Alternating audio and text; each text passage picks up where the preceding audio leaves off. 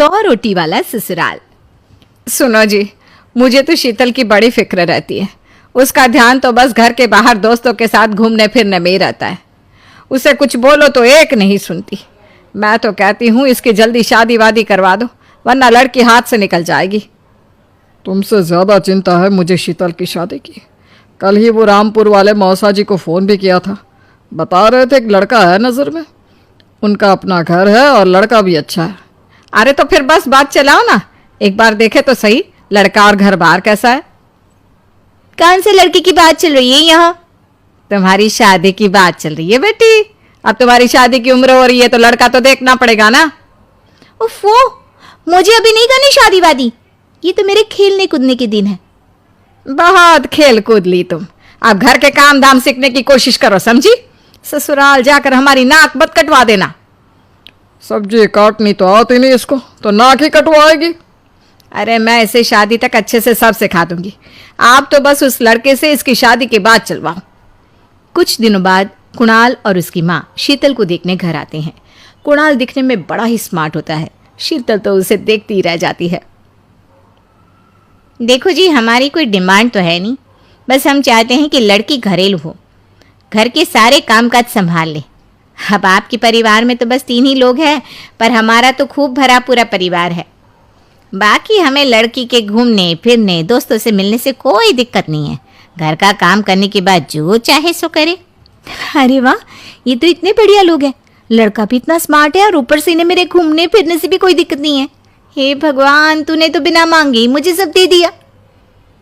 बताओ जी, और क्या चाहिए हमें? हमारी तरफ से तो रिश्ता पक्का है जी। बस फिर तो हंसी खुशी शीतल और कुणाल की शादी हो जाती है। शीतल मन ही मन बड़ी खुश होती है और उसी खुशी के साथ वो अपने ससुराल में कदम रखती है। आओ बहू, तुम्हारा अपने ससुराल में स्वागत है। ये मिलो अपने परिवार से। ये तुम्हारे ससुर जी, तुम्हारी ननद सुनीता और गीता, सुनीता के पति राजेश और उनके 2 बच्चे राजू और चिंटू। ये ना हमारे साथ यहीं रहते हैं। ये तुम्हारी दादी सास है और बाकी लोग अभी बाहर गए हुए हैं। इतने सारे लोग, ये सब यहीं रहते हैं इस घर में?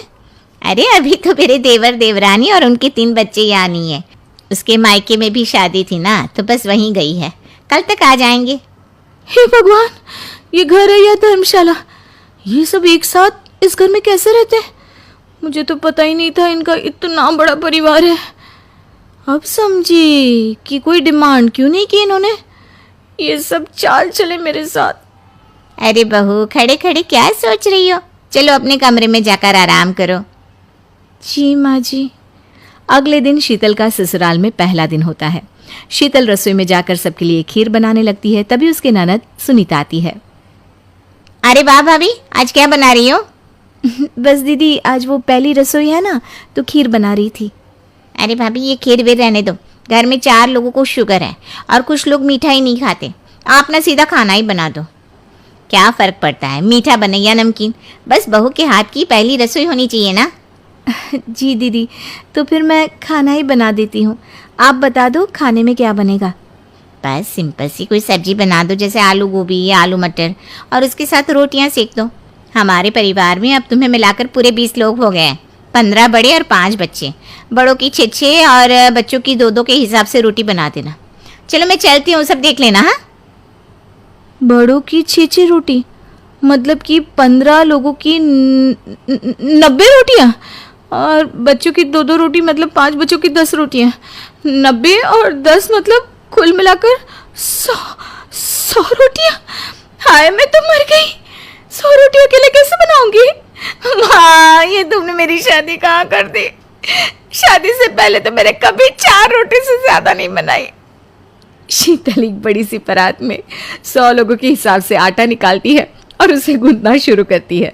आटा गूंथते गूंथते शीतल के पसीने छूट जाते हैं। उसके बाद बारी आती है रोटी बनाने की। शीतल एक एक करके रोटी बनाना शुरू करती है और 10 रोटी बनाते ही अपनी कमर पकड़ लेती है। हाय, मैं मर गई। मेरी कमर टूट गई खड़े खड़े, और ऊपर से इतनी गर्मी। मैं 100 रोटियां कैसे बनाऊंगी? अरे भाभी, सब बाहर रोटियों का इंतजार कर रहे हैं। जरा जल्दी जल्दी रोटी सेक दो। सब